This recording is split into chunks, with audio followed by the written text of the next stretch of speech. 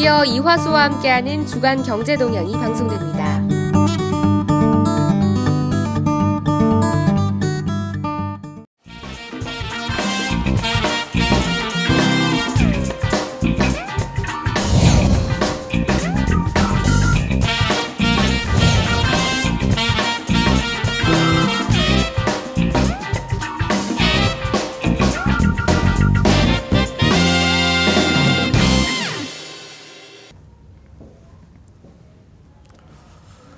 안녕하십니까. KTV 시청자 여러분, 주간 경제동향의 이화수입니다. 26, 27일 양일간 일본에서 선진 7개국 정상회의가 개최되고 있습니다. 이번 회의와 관련하여 시장에서 관심을 보이고 있는 주요 경제 이슈는 주요국 간 통화정책 및 환율 공조, 그리고 재정 투입 여부입니다. 미국 혼자서 세계 경제의 엔진 역할을 해내기가 버거우니 일본과 유럽의 주요 선진국들이 재정 지출을 늘려줬으면 좋겠다는 것이 미국의 입장입니다. 독일과 영국이 재정 기율을 중시하는 입장이어서 소극적인 자세를 보일 것으로 예상됨에 따라 가시적 합의 도출은 어려울 것으로 전문가들은 내다보고 있습니다. 이번 회의의 의장인 아베 일본 총리는 국제통화기금 자료를 토대로 식량, 소재 등의 상품 가격이 2014년 이후 약 55% 하락하여 세계 경제가 리만 쇼크 이전과 비슷한 상황에 처해 있다고 진단했습니다. 한편 G7 정상은 전 세계적인 조세 회피 실태를 폭로한 파나마 페이퍼스 사건과 관련하여 국제적인 조세 도피 대책을 강화하기로 의견을 모았습니다. 절세와 탈세를 목적으로 설립된 실체 없는 페이퍼 컴퍼니들의 실질적인 소유자들을 파악하고 부유층과 대기업의 계좌 정보를 정부 간 교환하는 내용을 담은 행동계획도 마련하기로 하였습니다. 그럼 주간 경제동향 시작하겠습니다.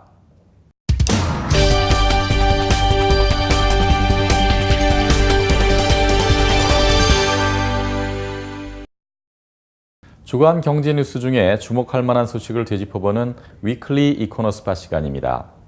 인도네시아 중앙은행이 올해 연간 경제성장률 전망치를 기존의 5.2에서 5.6% 사이에서 5.0과 5.4% 사이로 0.2%포인트 하향 조정하였습니다.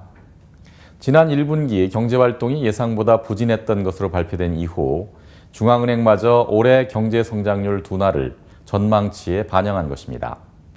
경제성장을 지원하기 위한 정부의 정책 여력에 대하여 다양한 검토가 진행될 것으로 전문가들은 예상하고 있습니다.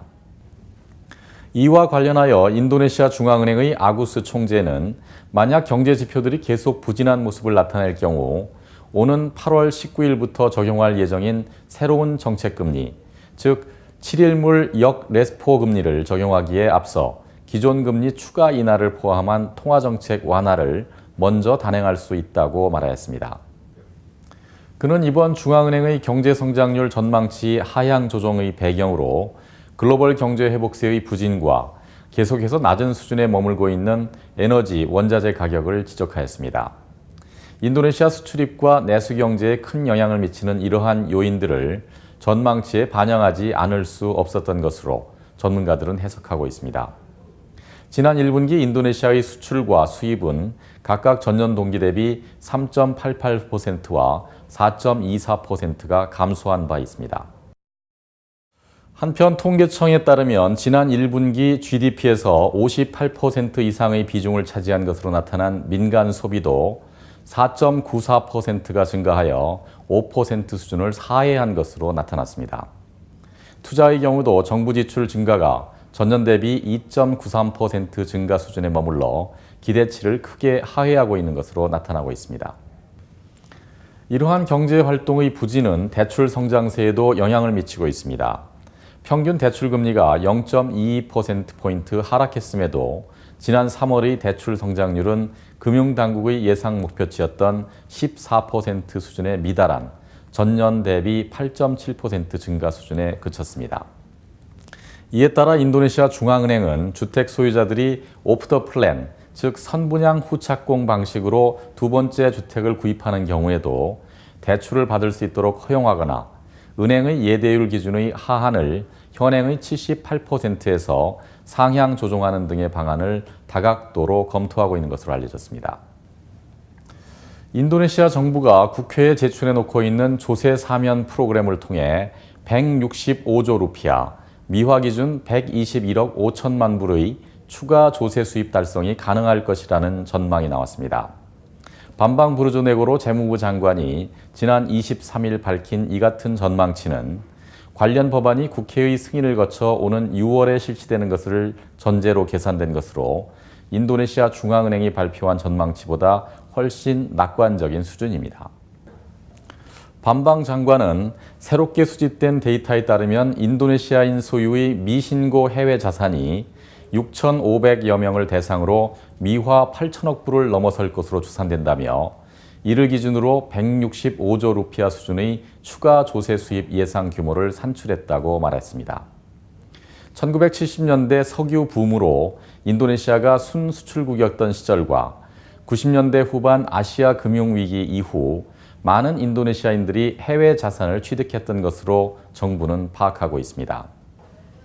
지난해 정부가 의회에 제출한 관련 법안은 조세 회피자들을 구제해 주는 것에 대한 일반 납세자들이 동요 가능성 등을 이유로 그동안 논의가 지연되어 왔습니다. 현재 조세 사면에 적용할 세율을 결정과 관련하여 의회에서는 논의가 이루어지고 있는데 1에서 6% 수준이 정부의 제출안입니다. 한편 인도네시아 중앙은행이 예상한 조세 사면 프로그램의 효과는 410억 불의 자금 유입과 53조 4천억 루피아의 추가 조세 수입입니다. 이는 불법적 유출의 경우만을 계산한 것이라고 밤방 장관은 설명하였습니다. 현재 2억 5천만 명의 인구 중 약 11% 수준인 2,700만 명만이 납세자로 등록되어 있는 인도네시아는 이번 정부의 조세 사면 프로그램을 통하여 국가 조세 기반을 확대할 수 있게 되기를 기대하고 있습니다. 다음은 주간 경제 지표를 정리해 드리겠습니다.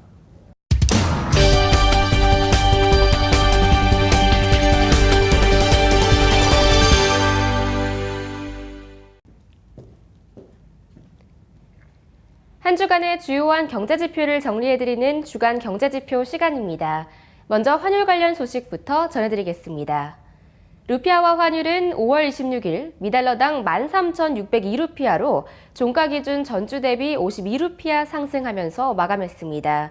지난주 공개된 미국 연방공개시장위원회의 의사록에서 6월 기준금리 인상 가능성을 시사한 이후 그 여파가 지속되며 주중반 13,680루피아 수준까지 상승하기도 했습니다. 하지만 차익 실현 매물이 출회되면서 이 변동성이 확대되는 모습을 보였습니다. 원화 환율은 전주 대비 11.3원 하락한 1,180.4원으로 마감했습니다.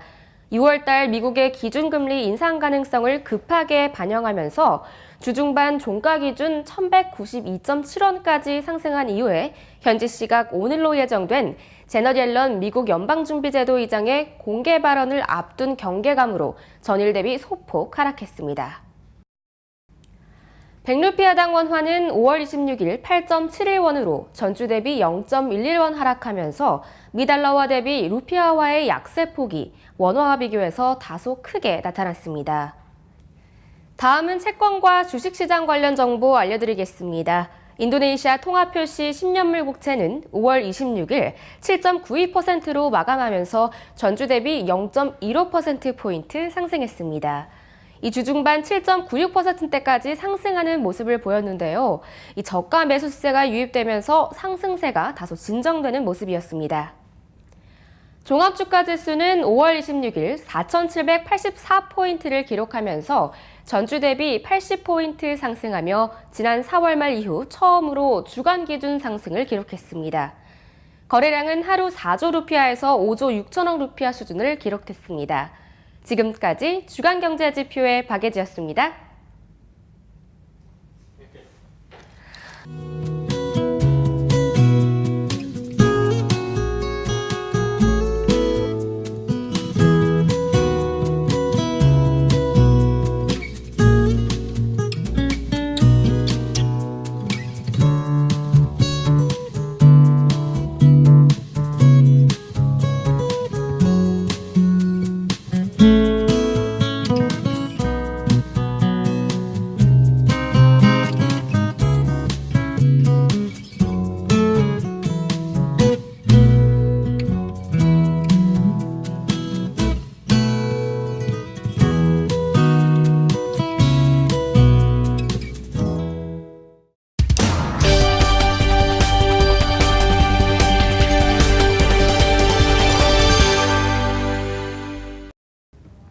비즈니스맨들에게 사업에 도움이 되는 정보를 알려드리는 인니비즈 포커스 시간입니다.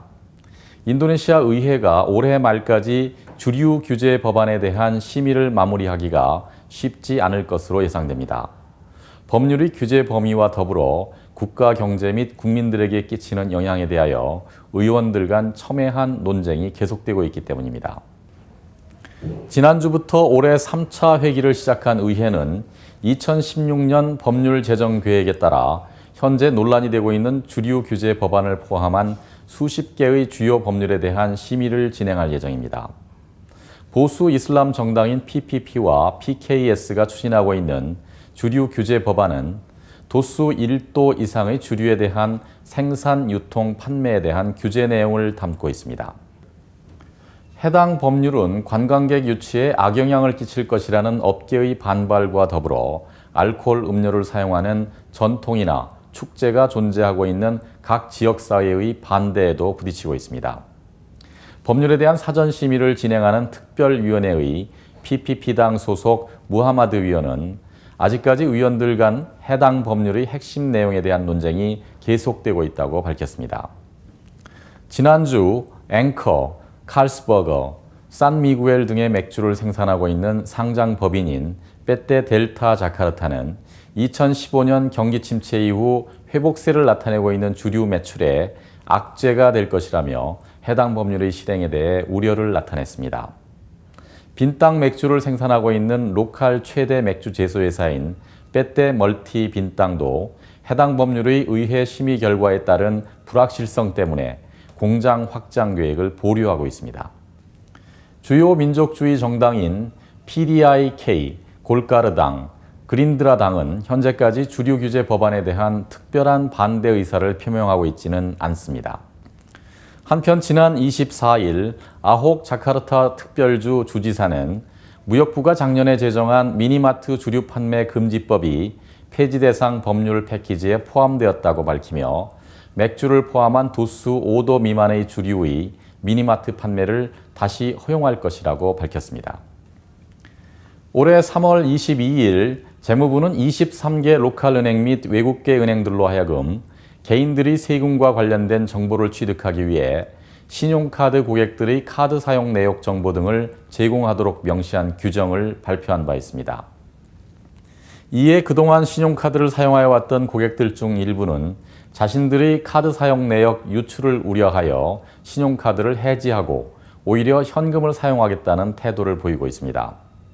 인도네시아 최대 민간은행인 BCA의 경우 재무부 규정이 시행됨과 동시에 신용카드 해지 건수가 3배나 늘었다고 밝혔습니다.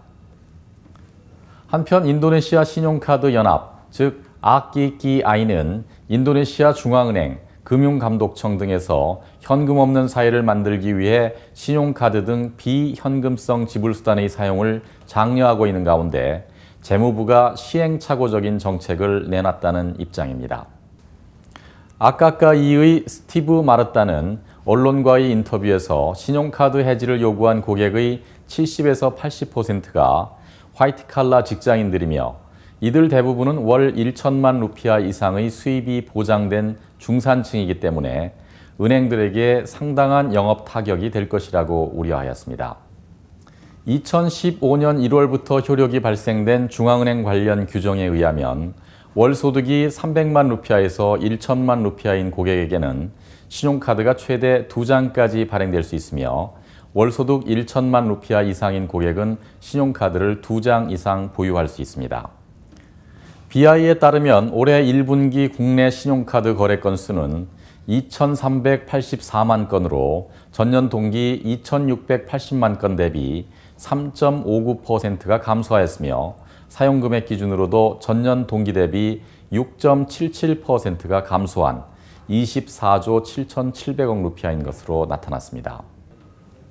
인도네시아 냉장창고협회, 즉 아르비에 따르면 현재 인도네시아 냉장 창고의 용량이 냉장 저장 수요를 감당하지 못하고 있는 상황이며 냉장 창고 시설 증설에 12조 루피아, 즉 미화 9억 200만 달러의 투자가 필요하다고 밝혔습니다. 아르비의 회장 하사누딘 야스니는 야채와 과일 등 신선식품이나 수산물, 육류 제품 등의 냉장 수요에 비하여 현재 냉장 창고 수용 능력은 60% 수준에 불과하다고 말했습니다. 인도네시아 정부는 이런 상황을 타개하기 위해 올해 2월 투자 규제 분야를 개정하여 냉장 창고 업종의 외국 자본이 100% 출자가 가능하도록 하였으며 이에 따라 많은 외국 기업들이 냉장 창고업 투자에 관심을 보이고 있습니다. 그러나 투자와 관련하여 아르피 측은 냉장 창고업의 전망은 밝지만 전력 부족이나 적합한 부지를 선정하는 문제 등이 투자에 걸림돌이 되고 있다고 지적하였습니다. 관련 업계의 자료에 따르면 투자 규제 분야가 개정되기 이전의 냉장 창고업에 대한 외국인 투자 비율은 33에서 67% 수준이었으며 최근 3년간 투자 금액은 4조 루피아에 머문 것으로 나타났습니다. 요즘 한국에서는 옥시 사태와 관련하여 화학 제품의 유해성이 사회적 이슈가 되고 있습니다. 일상에 사용되는 생활용품들이 대부분에 화학 물질들이 포함되어 있습니다. 그 중에서도 자외선이 강한 인도네시아에서 많이 사용되고 있는 자외선 차단제도 화학 성분이 포함되어 있는데 이러한 성분들이 인체에 유해한지를 한번 살펴볼 필요가 있습니다. 자외선 차단제는 사용된 원료의 종류에 따라 화학적 자외선 차단제, 즉 유기계 자외선 차단제와 물리적 자외선 차단제, 즉 무기계 자외선 차단제로 구분할 수 있습니다. 화학적 자외선 차단제는 벤젠 계열의 유기 화학 물질을 주성분으로 하고 있으며 옥시벤존 등은 자외선 차단 효과가 좋아서 제품 원료로 많이 사용되고 있습니다. 그러나 사용 후 남은 잔여물이 피부에 흡수되면 불임을 발생시킬 가능성이 있다는 연구 결과도 있습니다. 물리적 자외선 차단제는 무기화학 물질이 주성분을 이루고 있으며 자외선을 반사시켜 피부에 침투되는 것을 막습니다. 상대적으로 안전하다고 생각되지만 주성분인 징크 옥사이드 등이 자외선과 접촉했을 때 산화작용을 일으켜 DNA 손상 등을 일으킬 가능성이 있다고 합니다. 특히 스프레이 타입인 경우 호흡으로 인한 흡입 시 폐 손상 가능성이 있어 얼굴에 직접 뿌려서 사용하는 것을 피해야 한다고 전문가들은 경고하고 있습니다. 두 가지 성분 모두 문제가 없는 것은 아니지만 자외선이 강한 인도네시아에서 피부 노화 및 피부암의 예방 효과를 발휘하는 자외선 차단제의 사용을 포기할 수는 없어 보입니다. 우선 자외선 차단 지수인 SPF가 높다고 무조건 자외선 차단 효과가 높지는 않습니다. SPF가 높으면 유해물질인 벤젠고리 물질이 많다는 의미로 해석될 수 있습니다. 따라서 적정한 SPF 지수를 가지고 있는 제품을 3시간 단위로 덧발라주는 게 가장 안전하다고 합니다. 화학적 자외선 차단제의 경우 함유된 성분이 일정 시간이 지나야 자외선 차단을 위한 화학 반응을 하므로 외출 30분 전에 바르는 게 좋으며 물리적 자외선 차단제의 경우에는 피부에 막을 씌워주는 방식이어서 바로 차단 효과가 나타난다고 합니다. 그리고 외출 후 집에 들어오면 깨끗하게 닦아내서 피부에 잔여물이 남지 않도록 하는 것이 올바른 자외선 차단제의 사용 방법이라고 합니다. 건강한 주말 되시기 바랍니다. 시청해주신 여러분 감사합니다.